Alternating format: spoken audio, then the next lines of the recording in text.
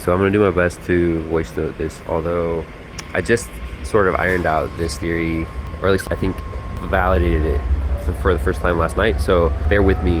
This is probably not how I'm gonna say it when I say it in the future, but essentially, I think that a lot of people are like, there's this respect versus love orientation, right? And the first thing that made me aware of this was the fact that I would go and talk to women and in public places, and they wouldn't match my energy. And the thing that, and at first I always thought, oh, that just means that they're not interested. And I slowly came to realize it couldn't be true, because a lot of them would give me a look. In one case, I was talking to this girl and she was looking everywhere but at me. She was looking everywhere else. She was looking at her friends. She was looking at all around the bar. She just wasn't looking at me at all. And she was answering, I was trying to make conversation with her, and she was answering my questions, but half-assedly. She wasn't giving me a lot of her attention. And so I was just like, all right, I'm just gonna go somewhere else, talk with somebody else. And then she gave me a look. What the fuck? I was talking with you. Why are you leaving? And I was like, I don't get why you're giving me that look. You weren't giving me any of your attention, right? And then there's another situation where I was talking to this girl, and she was acting really into me. She seemed really happy, and then she turned and started talking with her friends, fully turned her back to me and started talking with her friends. And I was just like, what do I do? I feel like I'm being ignored, I guess. And I waited for almost a minute, and then I was like, I guess I'm just gonna leave. And so I left, and then I saw her later, and she was pissed. She was so mad at me. She thought I was gonna stay, I guess. And I was like, why do you think I was gonna stay? For context, if I was at a private party and somebody treated me like that, it would be a very clear and loud signal that they're not interested, right? They don't want to talk to me. And so for some reason, the rules are different in a public venue or a street, a bar, a club, whatever. And so these were the first inklings that I had that there's something that I'm missing, right? And then I was also at this run club / at my buddy Dev's birthday party, and Dev has a community, and we were talking a little bit about how it's difficult to flirt in community because what your actions reverberate in the community, so you have to be a lot more careful. You can't do anything that would be considered to be rude, because when you are respect oriented, this is the thing that I'm starting to realize, that when you're respect oriented, if somebody disrespects you, then you have to stop basically everything and be like, what the fuck, don't give me any disrespect, right? And I think in normal relationships, you don't have to worry about that. But when it comes to flirting and flirtation, and you usually have a weird gray area where people aren't really invested yet, and you have to navigate that. And so I was just getting a lot of situations where people would not give me their full attention, wouldn't match my energy, which in any other context would be a clear, I think, sign of disrespect. But so I was picking up on, there's gotta be something I'm not picking up on, right? And then the other thing is that, so I guess, I think the way women usually, the way this plays out for women, when women are being respect oriented, is that if somebody likes you, but they don't show it at first, it takes them a minute to get around to it. A lot of women will be like, no, you have to show it from the beginning. And you can't change your mind later and say that you like me when you didn't show it in the beginning. If you liked me from the beginning, you need to show it. And if you change your mind later, they interpret that as disrespect.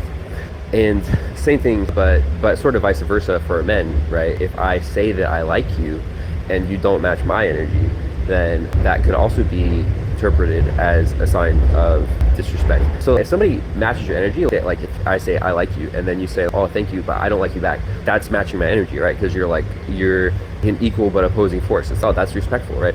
If I say I like you and you just turn away and don't respond, right? That's like, either it's a clear sign that you don't like me, or it might be like a maybe, but it's a very disrespectful maybe, right? This is all respect orientation stuff.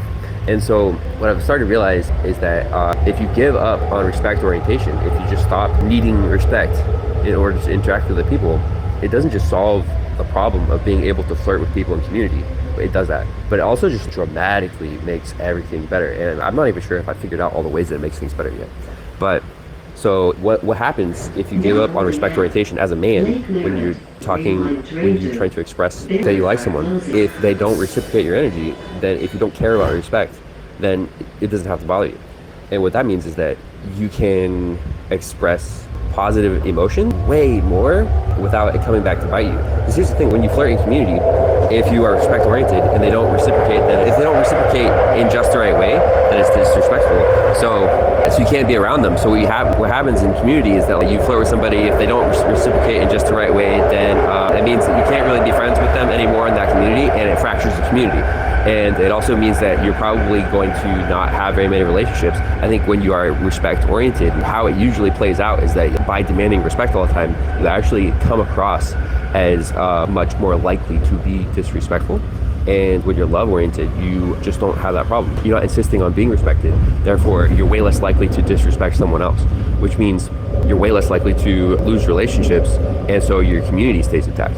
And so if you can express your positive emotions without losing relationships, sure, you might express your positive emotions to somebody who doesn't reciprocate, or maybe some people will get mad at you for it. Some people are weird. But generally what it means is that you can go ham, you can express your positive emotions all the time, and just stop worrying about if people reciprocate back, which means you'll get a lot more positive connections with people, an order of magnitude, I would think, minimum. And not only that, I think like the analogy I want to use for this behavior is gushing, or effervescing. Imagine if you could just unashamedly, wholeheartedly, unreservedly express all of your positive emotions to everyone around you all the time without worrying about whether or not they're going to reciprocate. You would have your relationships and your community would just explode, right? And I don't know, it's just I think this is the solution, this is the key. I think I was thinking about this last week, that there is a difference between a private party and the bar and club and the street. It is essentially just the intention to stick around. People intend to stick around for a little bit at a bar and club. Usually they don't intend to stick around at all on the street, or if they do, it's very temperamental. But at a private party, usually they're intending to stick around for some hours. And I feel like that's why it's so much easier to meet people at private parties versus the bar and club versus the street, which is the least easiest, because you have to be way more opportunistic on the street to meet people. And I think there might be some correlation. People feel that difference. And so if you just stop demanding respect as a man, but also as a woman, if you stop just insisting that people are consistent in a way that is respectful, then you'll get way more relationships. You'll have better relationships, you'll have a better time. You will find that you're not pushing people away all the time, which means people can stay. And so you can express positive emotions you have, and just your social situation will blossom. I don't know, I'm really excited about it. I think there's probably more to unpack about how it works, but or implications about what it means for how you should live. But this is what I've got so far. I don't know, so just if you go into, just think about, I was also thinking about this in terms of how do you approach, it's easy enough, I think, to approach single women at a bar or club, but to approach a group of women, that was a problem that I was working on for a long time, because essentially that's what a group of women is, a small community. And it means that, so it's the same community dynamic, which is that anything you do with and around that group of people has the same dynamics as if you were talking to people that you're going to keep in your life. They have to deal with the ramifications of anything that they do you with each other later on. So this is how you get through that dynamic. You just effervesce, you gush, and don't demand respect. Don't stand on it. And just solve the whole problem in one movement.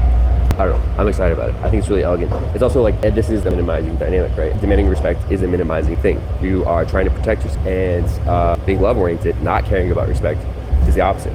You're trying to maximize gain, trying to seek new opportunities, etc.